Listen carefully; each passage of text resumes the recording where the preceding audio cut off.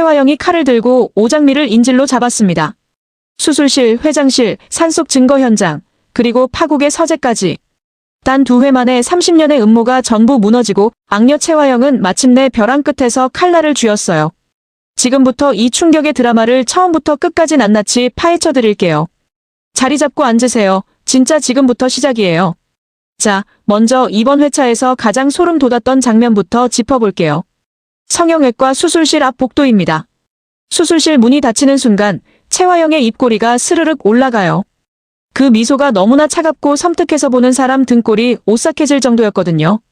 최화영이 이 시점에서 마서린의 수술을 결정한 이유가 뭐냐고요? 단순해요. 마서린이 너무 많이 알아버렸거든요. 정숙희의 목걸이를 탈취한 것도, 마 회장의 친딸이 누구인지에 대한 진실도. 마서린은 그 모든 걸 파악해버린 상태였어요. 최화영 입장에서 마서린은 이제 더 이상 이용 가능한 도구가 아니라 언제 터질지 모르는 시한폭탄이 된 거죠. 그래서 최화영이 선택한 방식이 뭐냐고요? 그냥 없애버리는 게 아니에요. 더 잔인한 방식이었어요. 깨어나면 완전히 다른 사람이 되어 있도록 의사에게 미리 손을 써둔 거예요. 즉, 마서린의 얼굴을 바꿔버리고 드림그룹 며느리 자리도 후계자 자리도 모두 빼앗아버리겠다는 거잖아요. 30년을 딸이라고 키워온 아이한테 이런 짓을 할 수 있다는 게 최화영이라는 인물이 얼마나 철저히 계산적인 존재인지를 다시 한번 보여주는 장면이었어요. 근데 여기서 흥미로운 게 하나 있어요. 화영이 이강혁에게 전화를 걸잖아요. 그 전화 속 이강혁의 말투가 미묘하게 달라요. 평소처럼 고분고분한 게 아니라 살짝 냉소적이고 비아냥거리는 뉘앙스가 담겨 있어요. 30년 동안 내 딸로 자란 아이까지 그렇게 짓밟느냐는 식으로 화영에게 따지듯이 말하거든요. 최화영은 그 말투에 바로 버럭하며 당장 스패너랑 USB나 잘 감시하라고 쏘아붙이는데, 이 장면이 사실 이강혁의 변심을 암시하는 첫 번째 복선이에요. 시청자 입장에서는 뭔가 이상하다 는 느낌을 받게 되는 순간이죠. 그 다음 장면은 드림그룹 회장실이에요. 마대창 회장이 무언가를 떠올리는 장면이 나오는데, 죽은 아내의 버릇 양쪽 귀를 잡는 습관을 정숙희에게서 발견했던 기억이 스쳐 지나가는 거예요. 마 회장이 정숙희를 다시 집으로 부르는 건 단순한 친절이 아니에요. 이미 의심이 시작됐다는 신호예요. 그런데 막상 정숙희의 목에서 확인한 목걸이는 가짜거든요. 최화영이 진짜를 빼돌리고 가짜를 걸어뒀으니까요. 여기서 정숙희의 반응이 참 절묘해요. 내 거 아니에요. 진짜는 도둑님이 가져갔고 이건 가짜예요 라고. 너무나 솔직하게 아이처럼 말해버리는 거예요. 이 장면이 웃기면서도 동시에 너무 안쓰러운 이유가 뭐냐면, 정숙희는 인지장애가 있어서 어떤 계산도 없이 진실만 말하는 인물이잖아요. 결국 그 순수함이 오히려 가장 강력한 증거가 되는 아이러니인 거죠. 오장미가 옆에서 누군가 의도적으로 목걸이를 바꿔치기 한 것 같다고 차분하게 설명해주면서 마대창 회장의 표정이 굳어지기 시작해요. 그리고 마 회장이 내린 결정이 뭐냐고요? 극비 유전자 검사. 다시 한번. 이 결정 하나가 앞으로의 모든 걸 뒤집을 도화선이 돼요. 마대창 회장은 오래 기다려온 사람이에요. 결정적인 증거가 나오는 순간 움직일 거거든요. 21회의 핵심은 뭐니 해도 이강혁이에요. 최화영이 이강혁을 찾아 한영자의 집 앞까지 쫓아가는 장면이 나오는데요. 거기서 한영자와 이강혁이 다정하게 나란히 걸어오는 모습을 목격하게 돼요. 최화영의 반응이 어마어마해요. 완전히 눈이 뒤집히는 거거든요. 최화영이 한영자를 향해 격렬하게 몰아붙이는 그 장면에서 한영자가 뺨을 갈기며 정면 돌파해버리잖아요. 불륜을 저지른 악마가 누구냐는 식으로요. 이강혁은 이제 내 남자야라고 선언하면서요. 이때 이강혁이 꺼내는 말이 이 드라마에서 제가 가장 무게감 있게 느낀 대사 중 하나예요. 30년 동안 그림자로 살아왔다는 것, 준호가 자기 아들이라는 걸 알면서도 천박하고 무식하다며 짓밟아온 사람이 화영이라는 것. 그 모든 감정이 응축된 대사를 저음의 목소리로 차갑게 내뱉어요. 그리고 이제 내 보험을 쓸 때가 됐다고 말하거든요. 이 보험이 뭐냐고요? 이강혁은 이미 오장미와 강백호에게 결정적인 정보를 넘겼어요. 30년 전 절벽 사건에 쓰인 스패너가 묻힌 정확한 위치를요. 이게 얼마나 충격적인 반전이냐면, 최화영 입장에서 이강혁은 절대 배신 안 할 신복이었거든요. 같이 더러운 일을 해온 공범이고 약점을 공유하는 관계였으니까요. 근데 바로 그 공범이 최화영을 파멸시킬 가장 결정적인 카드를 쥐고 있었던 거예요. 이강혁이 왜 이 선택을 했냐고요? 단순히 한영자에 대한 감정 때문만은 아니에요. 최화영이 한영자를 모욕하고 준호를 외면하고 30년간 이강혁을 도구처럼 써온 것에 대한 응어리진 분노가 폭발한 거죠.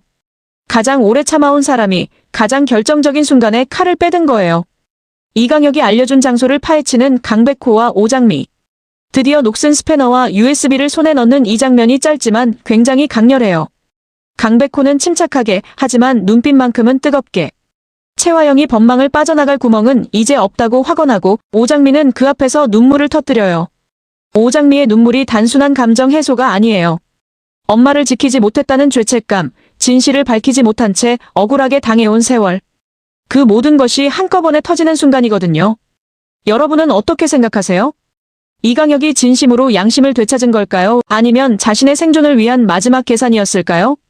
저는 개인적으로 이 두 가지가 동시에 작동했다고 봐요. 진심 반, 계산 반, 그게 이강혁이라는 인물의 입체성이 아닐까 싶거든요. 22회로 넘어가면서 마서린의 이야기가 본격적으로 폭발해요. 수술에서 깨어난 마서린이 거울을 보고 비명을 지르는 장면. 이 씬이 이번 회차에서 감정적으로 가장 강렬한 장면이었어요. 얼굴에는 붕대가 가득 감겨 있고 그 옆에는 최화영이 의사에게 남긴 서류가 있어요. 이 환자는 정신질환이 있으니 요양병원으로 이송하라는 내용이에요. 마서린이 그 서류를 읽는 순간의 표정이 말로 설명하기가 어렵거든요. 분노인지 절망인지 공허함인지 아마 세 가지가 동시에 밀려오는 감정이었을 거예요. 30년 동안 엄마라고 불러온 사람이 지금 자신의 얼굴을 바꾸고 정신병원에 가두려 한다는 사실을 현실로 마주한 거니까요. 그리고 이 순간 마서린이 떠올리는 게 오장미의 말이에요. 최화영한테 조종당하는 내가 걱정되라고 했던 그 진심 어린 한마디. 이게 드라마적으로 참 영리한 구성이에요. 마서린이 오장미를 적대시하고 괴롭혀왔던 인물인데 정작 자신이 무너지는 순간 가장 먼저 떠오르는 게 오장미의 걱정이거든요. 배신을 경험하면서 비로소 진심이 무엇인지 깨달은 거죠. 마서린은 결국 붕대를 감은 채 병원을 탈출해요. 그리고 향하는 곳은 마대창 회장의 집이에요. 이 선택 하나가 최화영의 파멸을 완성하는 결정타가 되거든요. 자, 이제 이번 회차의 최대 클라이맥스예요. 최화영이 마 회장의 서재에서 지분 양도 서류를 훔치려는 그 순간 문이 열려요. 마대창 회장, 오장미, 강백호, 그리고 경찰까지. 이 장면의 연출이 정말 압도적이에요. 완벽하게 포위된 최화영의 표정이 당황해서 뻔뻔함으로 다시 광기로 변해가는 과정이 순식간에 펼쳐지거든요. 마대창 회장의 분노는 그야말로 30년치 응어리가 한꺼번에 터지는 분노예요. 친딸 수키를 바보로 만들고 손녀 서린이를 훔쳐서 30년을 속였다는 사실에 대한 노인의 쩌렁쩌렁한 분노가 이 드라마에서 가장 카타르시스 넘치는 장면 중 하나였어요. 최화영이 반격으로 꺼내드는 패는 마동석과 정수키는 남매라는 거예요. 근데 바로 오장미가 그 패를 무너뜨려 버려요. 마동석이 마 회장이 입양한 아들이었다는 사실, 즉 피 한 방울 섞이지 않았다는 진실을 폭로하면서요. 최화영이 30년간 품어온 가장 강력한 무기가 한 문장에 완전히 박살나는 순간이에요. 그리고 그 직후 거실 문이 열리며 등장하는 마서린. 얼굴에는 피까지 배어나오는 붕대를 감은 채. 이 장면의 구도가 어떤지 상상이 돼요? 피범벅된 붕대를 감고 나타난 서린이 최화영을 향해 30년의 진실을 고발하는 그 모습이 단순한 복수가 아니라 무너진 사랑에 대한 절규처럼 보였어요. 최화영이 경악하는 건 당연하죠. 수술대에서 없애려 했던 서린이가 여기 살아서 직접 자신을 파멸시키러 온 거니까요. 결국 수갑이 채워지려는 순간 최화영은 마지막 발악을 해요. 서재에 있던 칼을 집어들고 오장미를 인질로 잡는 거예요. 미친 듯이 웃으며 내가 어떻게 올라온 드림그룹인데 라고 외치는 그 모습. 무서우면서도 어딘가 처절하게 느껴졌어요. 30년이라는 세월이 저 한 문장 안에 다 담겨 있는 것 같아서요. 잠깐, 여기서 잠깐. 아직 구독 안 하셨다면 지금 눌러주세요. 다음 회차 리뷰도 바로 받아보실 수 있어요. 최화영이 오장미를 잡고 발악하는 이 상황. 다음 화에서 어떻게 끝나는지 놓치면 진짜 안 돼요. 이번 회차에서 등장인물들의 심리 변화를 좀 더 깊이 들여다볼게요. 최화영이 끝까지 뻔뻔함을 유지할 수 있는 이유가 뭘까요? 이 인물은 자신이 옳다고 믿어왔기 때문이에요. 내가 이만큼 올라오기 위해 그 모든 것이 필요했다는 논리. 그 논리가 30년간 그녀의 행동을 정당화해줬거든요. 그래서 최화영이 무너지는 방식이 흥미로워요. 양심의 가책으로 무너지는 게 아니에요. 자신이 쌓아온 모든 것이 눈앞에서 한꺼번에 무너지는 걸 실시간으로 목격하면서 그 공황 상태에서 나오는 반응이 광기인 거거든요. 칼을 들고 인질을 잡는 그 마지막 선택은 악인의 계획적인 범행이 아니라 모든 것을 잃은 사람의 본능적인 발악이에요. 어떤 의미에서는 가장 인간적인 순간이기도 하죠. 이강혁은 이 드라마에서 가장 복잡한 인물이에요. 30년 동안 채화영의 그림자로 살면서 아들 준호의 존재도 인정받지 못하고 사랑하는 한영자까지 빼앗길 뻔한 사람이에요. 근데 이강혁이 배신을 결행하는 순간의 타이밍이 중요해요. 채화영이 마서린을 수술대에 올리는 것을 보면서, 즉 딸마저 짓밟는 그 순간이 이강혁의 마지노선이었던 거예요. 이강혁 자신도 준호를 아들로 인정받지 못한 사람이잖아요. 자식을 짓밟는 행위에 대한 공감과 분노가 드디어 그 마지노선을 넘게 만든 거죠. 마서린이 이번 회차에서 빌런에서 내부 고발자로 전환하는 과정이 다소 빠르게 느껴질 수 있어요. 근데 생각해보면 마서린은 사실 처음부터 채화영의 도구였지 진짜 악인은 아니었어요. 채화영이 모든 것을 결정하고 마서린은 그 지시에 따라 움직인 인물이거든요. 스스로 판단하고 행동하는 능력이 채화영에 의해 억압당해 온 거예요. 그러니까 채화영에게 배신당하는 순간 마서린이 처음으로 자신의 의지로 행동할 수 있게 된 거예요. 그 첫 번째 선택이 고발이고요. 오장미는 이 드라마에서 가장 일관된 인물이에요. 엄마를 지키고 싶다는 욕구, 진실을 밝히고 싶다는 욕구. 그 두 가지가 흔들림 없이 유지되거든요. 근데 이번 회차에서 오장미가 인질이 되는 장면은 의미가 있어요. 채화영이 마지막으로 꺼내드는 패가 오장미라는 것.